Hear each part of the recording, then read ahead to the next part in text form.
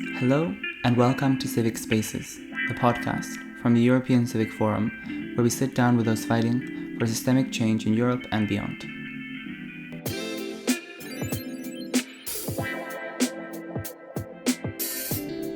Today we bring you the first in a series of episodes where we speak with members of civil society organizations about their hopes, fears and expectations regarding the upcoming European elections. For today's episode, we sat down with Filip Pazderski from the Institute of Public Affairs, an independent think tank established 30 years ago to help the democratization of Poland, to talk about Polish civil society's experience with populism and what we can learn from them.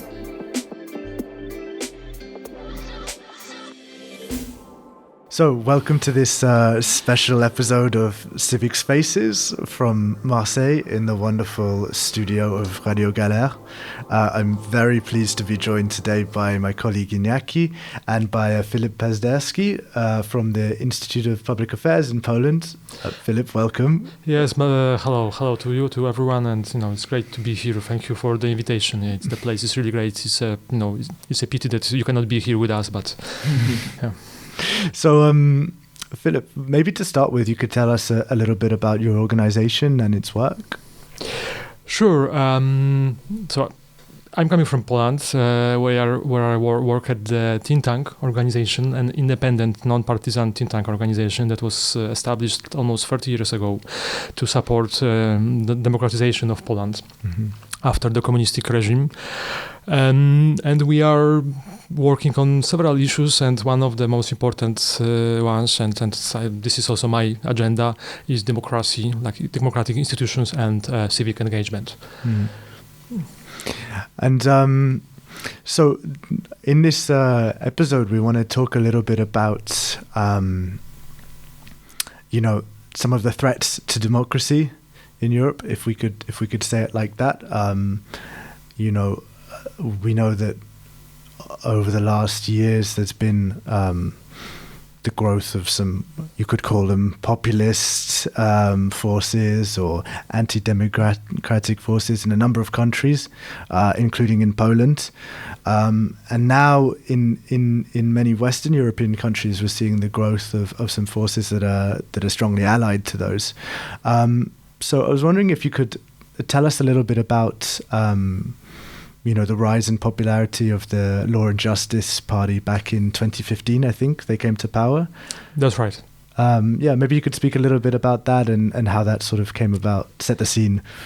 Sure, yes, of course. First of all, of course, it's obvious, but maybe it's worth to be said that there are, some specificities of each country, why people are selecting this or choosing, voting for this kind of political forces. But there are also some general overreaching trends that you can observe across Europe, and this is maybe even more interesting. But in case of Poland, like back then, in 2015, it even started before.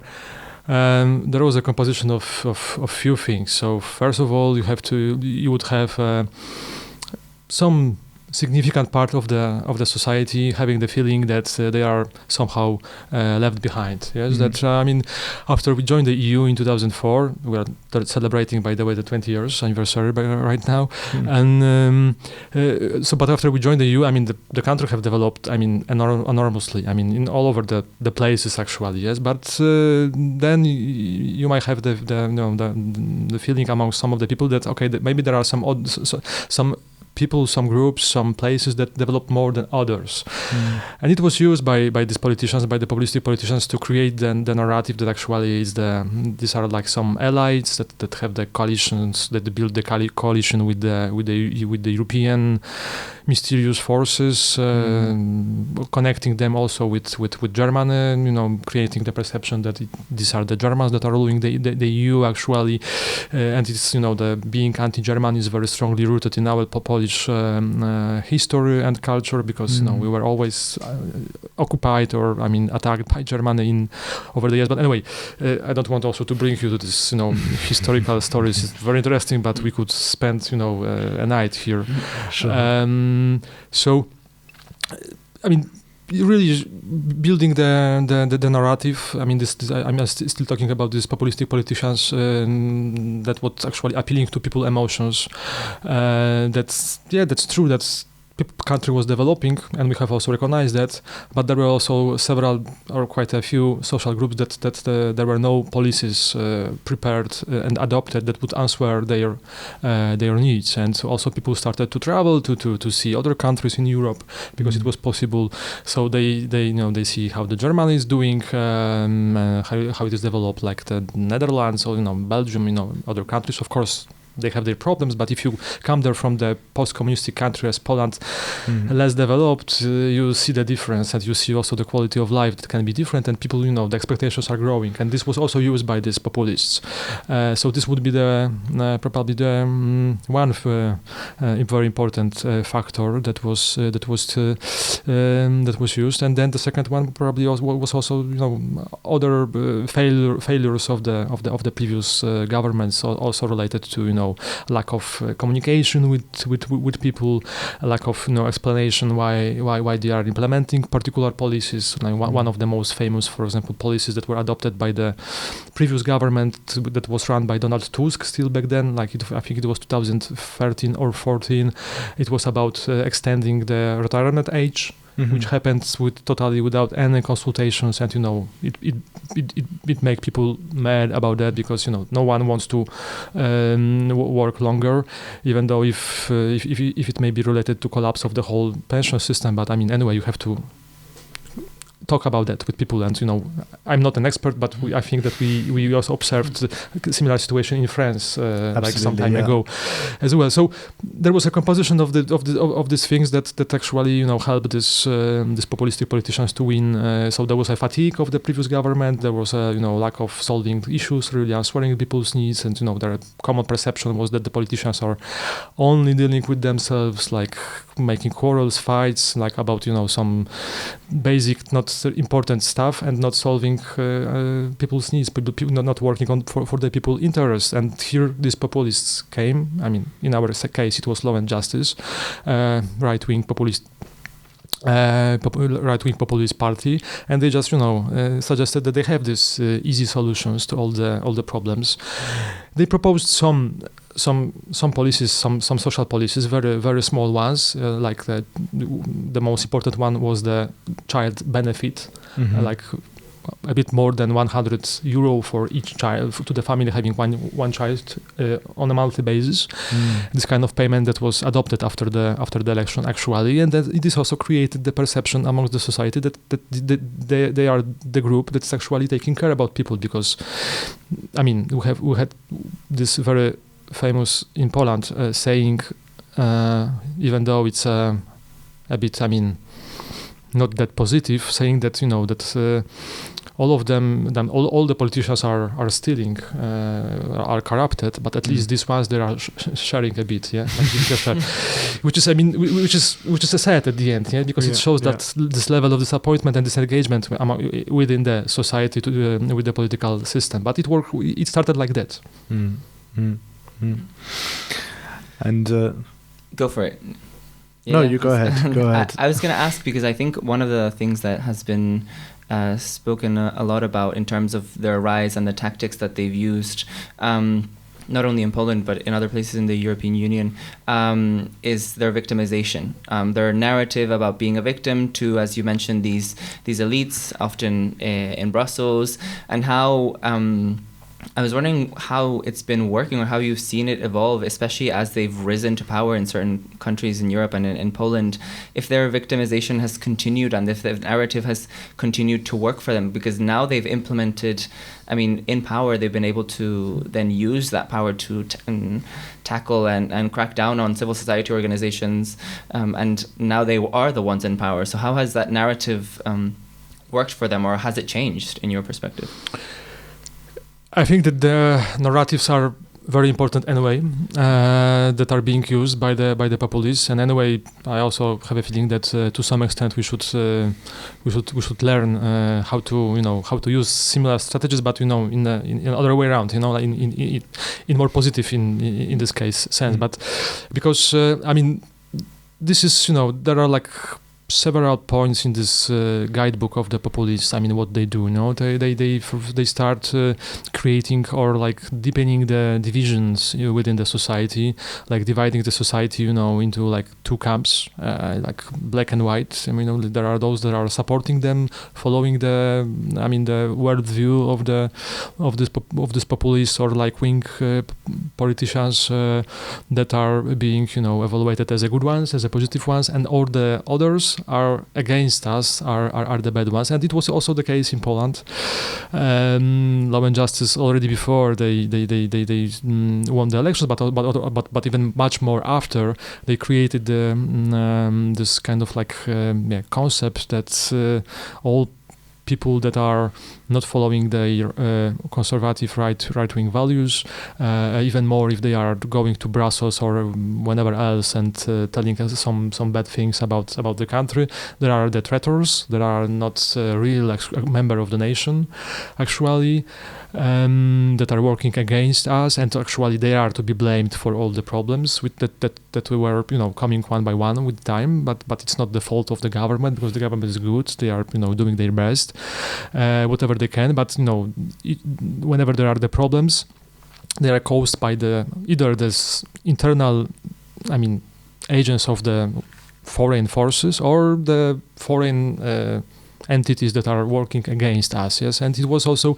the same when we move in time to like 2022 and after the Russian invasion to Ukraine, when we have a huge economical problem started with the huge inflation in Poland. Then the narrative was that it's not the government fault that we are facing, that we are not prepared, because there was an issue that they created a lot of social spending in order to buy support from the people. I told you already about this child benefit. There were some other spendings like additional pensions. I mean, I'm not telling that it's bad, because people should have this kind of support, but not in expense of the collapse of the economy, and not if you are buying the votes in this way. And it was, to some extent, it was the case in my opinion. So the narrative they created after 2022, Law and Justice, is not that the policies are to be blamed, at least partially, for the economical hurdles that we are facing. It's just it's either the EU and especially the European policy related to the ecology, so Green Deal, that are forcing us to change the way how we are using the energy, and then because of that the costs are rising, and also of course the war and Putin, and they even created this special term. I don't know if you heard about that. It's called Putin inflation, like put inflation, yeah. So to connect both, and it was very nicely made. I mean, for the promotion, and it was used like that. And secondly, what is also important to understand, especially for the countries like Poland, is the case of Hungary, and probably we can also find a few more EU member states where those in power are also taking the control, actually capturing the whole state. And in this case, it's very important was the fact that they captured the media. I mean, the public media. It was like one of the first targets of this government already. And very beginning of 2016, in January, they changed the government of the public media, like the TV and radios, or like we have the nationwide radio and TV, but also local broadcasters. They all have been captured. Then the management was changed. Also, the journalists changed, and they just become the mouthpiece of the government. And they were spreading this kind of narratives and propaganda using these mechanisms. And this is not only thing, because then they also captured many other state institutions and even state-owned or state-controlled companies, which in Poland are quite a few. There are like hundreds of them. And they were using them also to spread the same narratives, using their money to buy commercials and so on. One of the examples, I told you about this, and I'm just finishing, and not to be too long. But this is very telling, this story. After the war and after this economical problems started, and they were created this narrative who is to be blamed for that. The state bank, National Bank of Poland, which is governed by the guy who is a former member of the Law and Justice, and he was just appointed by his former colleagues. I mean, by his colleagues, actual colleagues, for this function, and he was actually playing as well as an actor, supporting the government policy of the government, which shouldn't be a case because he should be, separated from the government. And then, in front of the headquarters of the National Bank of Poland, but also in front of the regional headquarters of the bank, there were like big banners explaining who is to be blamed for the inflation, and telling that it's the EU and Putin and nothing else. Yes, and then the guy, the president of the bank, was in his interviews, he was explaining that it's not the government because the government is perfect. Yeah? It's not them, which is never true because there are always many factors. Yeah, so but this is another topic to be discussed maybe in another podcast. No, it's really interesting to hear a little bit about their tactics and their approach to really consolidating their power base. I wanted to ask, what was the experience of civil society in that time? How did they cope with this increasingly and quite quickly deteriorating hostile environment?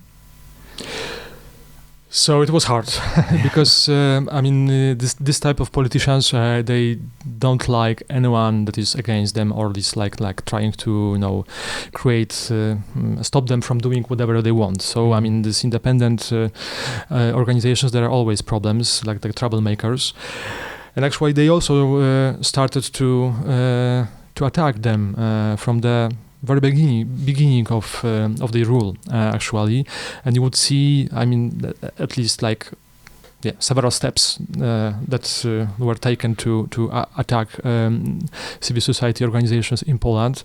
So first of all, they were facing some problems, some hurdles in day-by-day operations. Like some of them suddenly they couldn't get any public subsidies. Yes, they were applying in the competitions as before, even in the competitions for in the areas where they have very long-standing expertise, but because of the fact that they were not supporting openly the governmental policy, they were denied this support, and there were the new apparently organizations, sometimes even just newly established, like few weeks before this individual competition was announced, and they were obtaining the funding nevertheless, and having obviously no expertise in the area.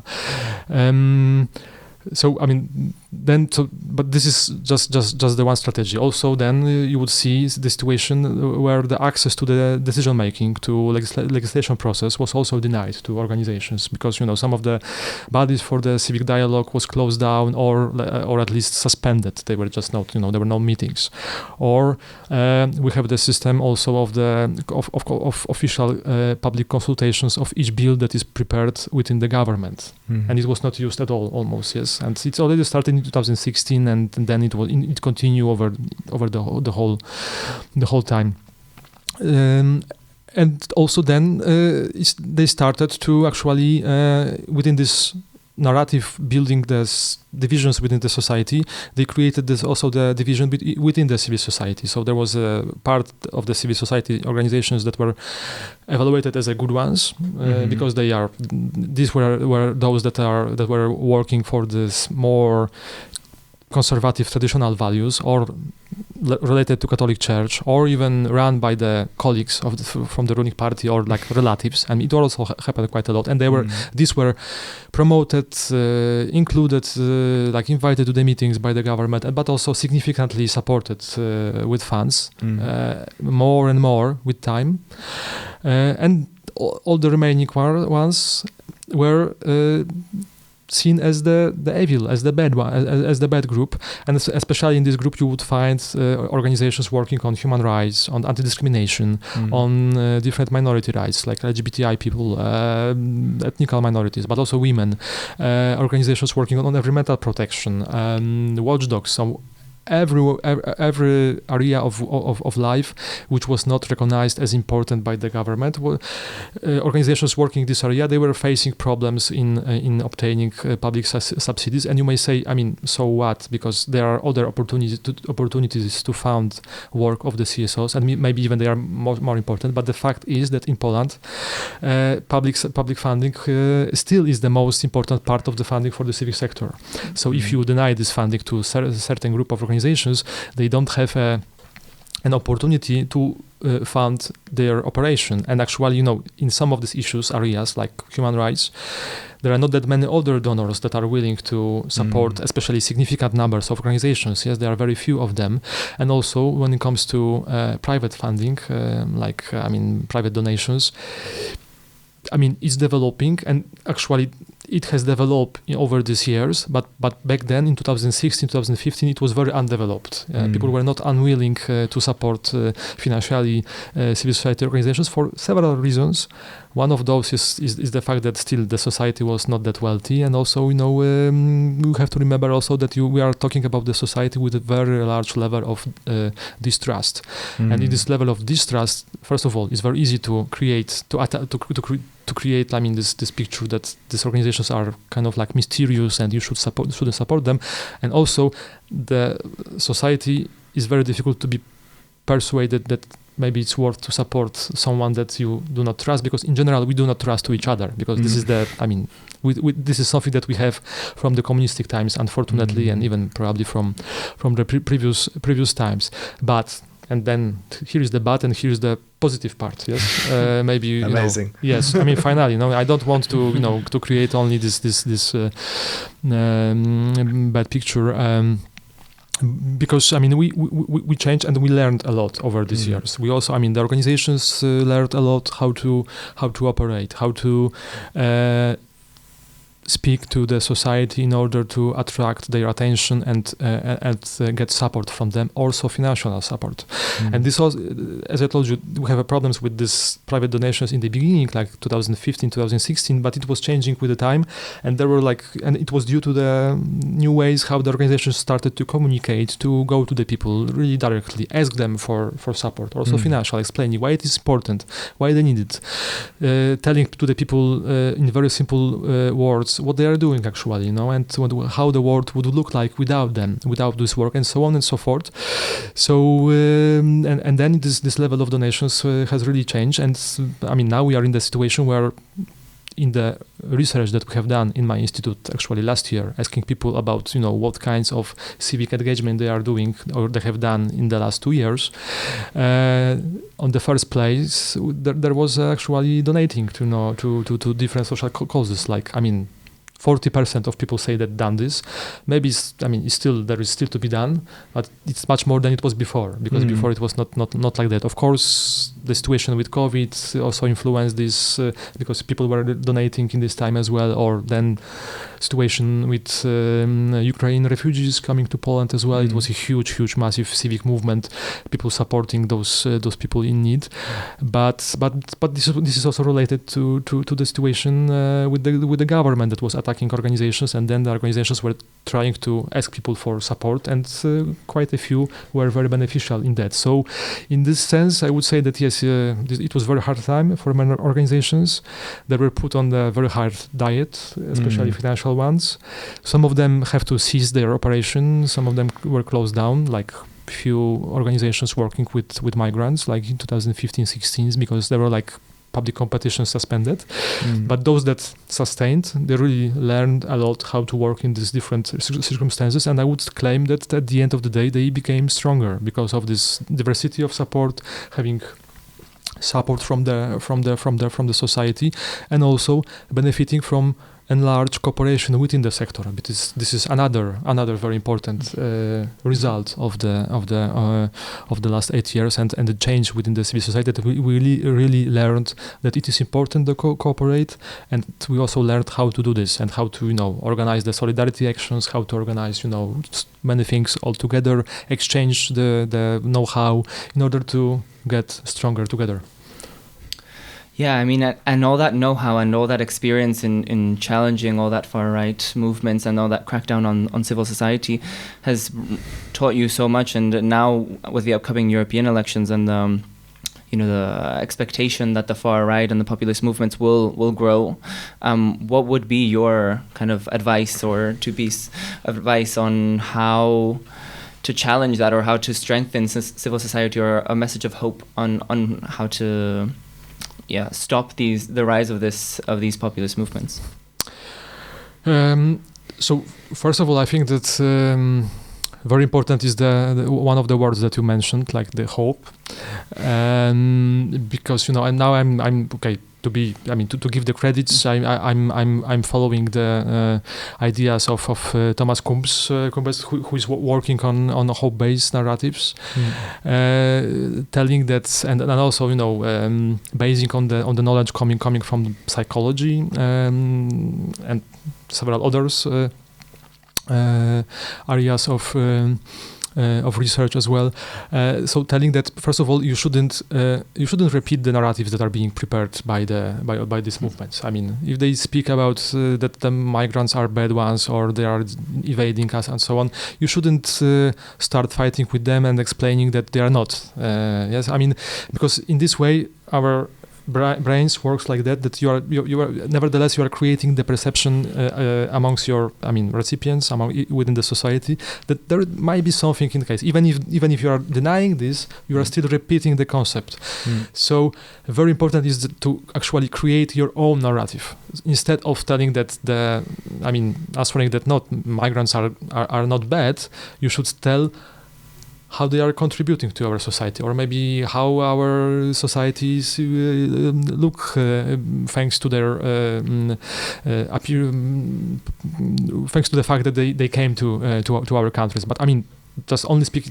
This is only the case, the example of speaking about migrants, because it's very very important issue. But there are in every other area of work, you should create your own narrative, and this narrative should be focusing on telling what you would like to have, how society should look like in your perception, how you will contribute as well to this society thanks to your work.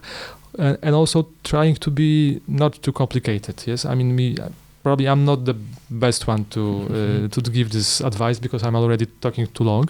But you have to remember that especially in these times, people don't have time and don't have capacities to follow too lengthy stories. You should really be focused and try to also while being focused, try to really have this headliners, most important words, and also play with the emotions, because it's very important. We are all human beings are very emotional, and all our decisions, we can think about ourselves that we are analyzing everything, but at the end of the day it's all about emotions. So the emotions are very important, and I believe that if you, and this is coming to this hope-based narratives, if you can create your messages around positive emotions, they still can be stronger than this negatives one, because the problem and the reason why the right wing or like populist narratives are so effective is that they are appealing to very basic emotions, like mostly fear.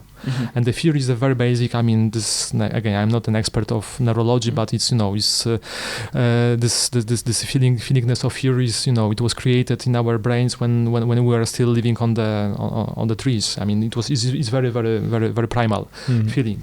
So it's when you appeal to this feeling and create the situation when people are feeling fear, and this fear can have different reasons. It can be a war, of course, right now, but it can be also economical situation, lack of security, and so on. It's very difficult then to make people again to start reflecting about other factors, because when you are in a fear, then you only think about how to protect yourself, your beloved ones, the people that are closer to you.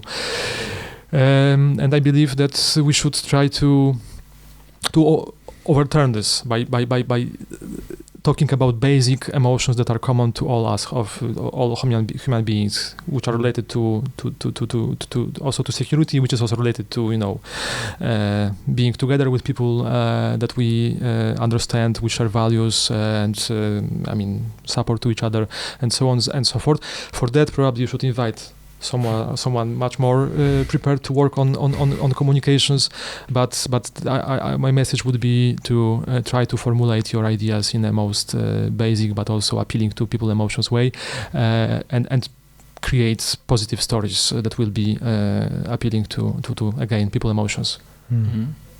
No, it's super interesting, and you mentioned Thomas Coombs, who was at our European Civic Academy last year, and we can put a link to some of his work in the description of the episode, so people can take a look at what you were mentioning.